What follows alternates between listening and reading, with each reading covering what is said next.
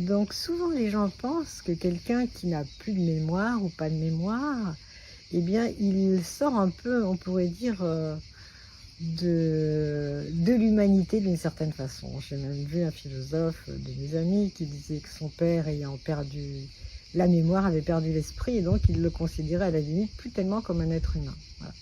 Et en fait, un malade d'Alzheimer, comme tout être humain, mais lui il est très fragile et très sensible, a un sentiment de sa dignité.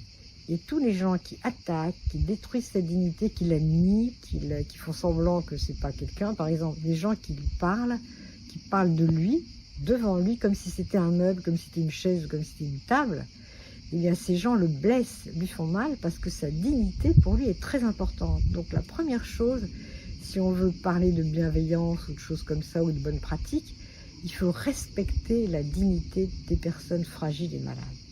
C'est extrêmement important. On peut leur faire beaucoup de choses à partir du moment où on respecte leur dignité. Ils vont accepter de collaborer, ils vont se sentir reconnus dans ce qu'ils sont fondamentalement. Un être humain est quelqu'un pour qui la dignité, et là on le voit dans beaucoup de situations, est finalement la valeur suprême. Et les gens qui se permettent de critiquer, de détruire, de mépriser quelqu'un, ils se mettent eux-mêmes un peu en dehors du rapport humain. Le rapport humain ne peut pas se satisfaire du mépris. C'est l'inverse qu'il faut.